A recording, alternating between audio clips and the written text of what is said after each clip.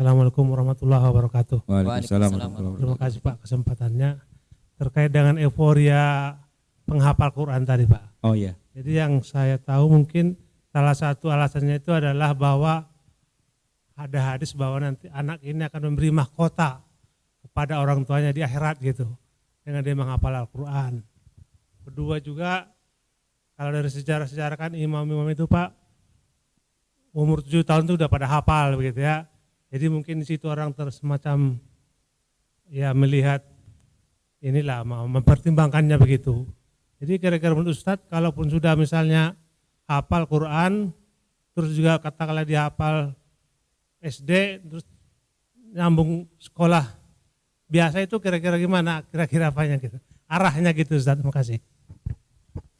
Gini Pak, pertama hukum menghafal Quran itu tidak wajib. Bahkan para mujtahid itu tidak disyaratkan harus hafal Quran. Mujtahid loh, itu aja nggak wajib, nggak disyaratkan. Jadi banyak juga para ulama yang nggak hafal Quran. Dalam arti 30 juz dibaca terus gitu tuh nggak hafal. Tapi kalau disebutkan satu ayat maksudnya apa, asbabun nuzulnya gimana, maqasidnya apa dan sebagainya dia tahu. Cuman kalau disuruh baca gitu tuh nggak hafal dia, harus ngelihat dulu gitu kan. Nah jadi itu nomor satu Pak. Nah nomor dua, ini yang jadi masalah juga nih. Saya nggak bilang itu jelek, tapi ada apa istilahnya, ada ancaman-ancamannya.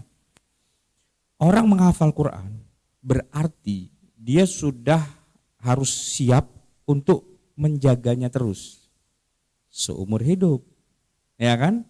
Nah masalahnya Quran itu Pak sebulan aja nggak di murajaah hilang Pak.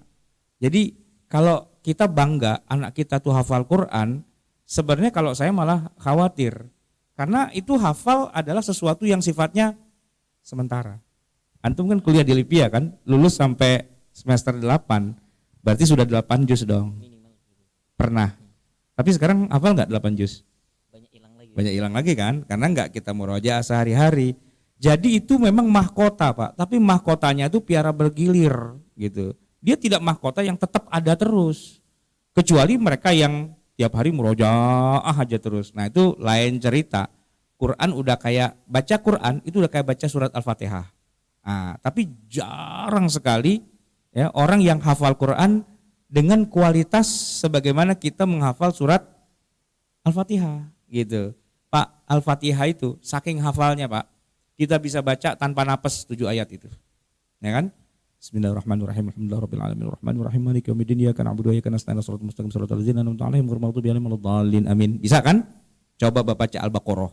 Alif lam mim dzalikal kitabur udah lewat Pak gitu. Kenapa? Karena jarang kita baca. Al-Fatihah sehari kita baca 17 kali kan, 17 rakaat. Ya kan? Itu dalam sholat. Di luar sholat kita baca terus gitu kan. Maka menghafal Quran itu sebenarnya kalau bagusnya bagus banget. Cuman dia punya resiko apa? Gampang hilang, gampang lupa gitu loh. Beda dengan kalau kita belajar tafsir, ya kan? Pelajaran tafsir saya waktu kuliah dulu, Al-Baqarah, Ali Imran, An-Nisa, Al-Maidah, terus Al-An'am, Al-A'raf gitu ya. Itu masih banyak Pak di kepala. Kenapa? Karena kan bukan hafalan yang sifatnya lisan, tapi pengetahuan gitu.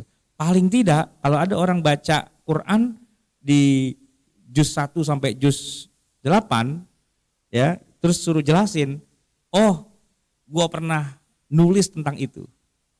Pernah nulis Pak, kan dulu soalnya ditulis ya kan. Soal ujian Pak, kan jelaskan ayat ini, jelaskan ayat itu. Saya pernah nulis itu gitu. Jadi masih punya maklumat lah gitu. Walaupun kalau mau pastinya harus buka lagi kitabnya gitu kan. Nah jadi begini Pak, bagus sekali kalau anak kita dari SD itu sudah hafal Quran.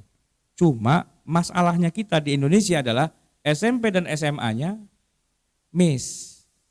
Kuliahnya miss lagi. Jadi paling-paling dia akan nulis di CV-nya nanti, dulu sih waktu SD saya pernah hafal Quran, tapi sekarang udah lupa. Nah, gitu. Itu kebanyakannya begitu Pak. Beda kalau kita ada di Mesir, kita sekolah di Al-Azhar. Al-Azhar itu dari SD-nya, dari ibtidaiyahnya memang manhajnya, kurikulumnya memang harus menghafal Quran. Dan setiap semester ada hafalan Quran.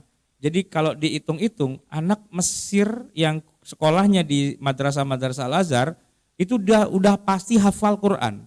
Belum lulus SMA udah pasti hafal Quran. dengan ingatan yang sangat matang. Nah, syaratnya untuk bisa masuk kuliah di Al-Azhar, syaratnya harus hafal 30 juz. Kalau orang Mesir. Nah, kalau orang kita enak, Pak. Dianggap anak bawang, nggak harus hafal Quran. Ya 2 juz sajalah gitu kan. Selama kuliah pun cuma 4 juz itu. Cuma 4 juz boleh disuruh ngapalnya. Pulang nggak harus hafal Quran nggak apa-apa karena dianggap ini kita minat du'afa gitu, termasuk orang-orang yang lemah hafalannya gitu ya. Nah, gaya Mesir itu kalau kita terapkan di Indonesia cakep banget.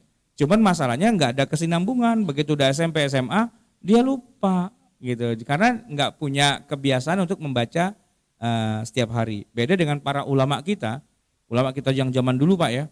Mereka rata-rata hafal Quran tapi nggak pernah menambahkan kata Al-Hafiz di belakang namanya. Kenapa? Karena Allah nggak penting juga. Tapi kalau baca Quran Pak, ya sehari bisa hatam sekali. Kenapa? Karena baca ayatnya udah kayak baca Al-Fatihah. Ya, sehari kan 5 waktu Pak. Sebelum sholat setengah jam, sesudah sholat setengah jam.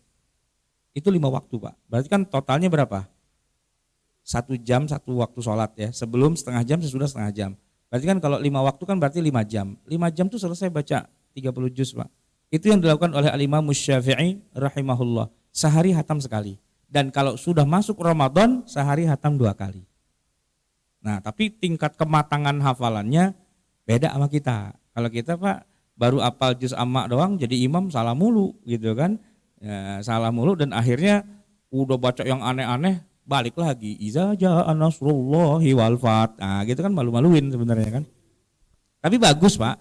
Saya nggak menyalahkan orang yang anaknya tuh disuruh ngapal Quran, tapi akan lebih bagus lagi kalau bapaknya juga hafal gitu. Gitu ya, Pak.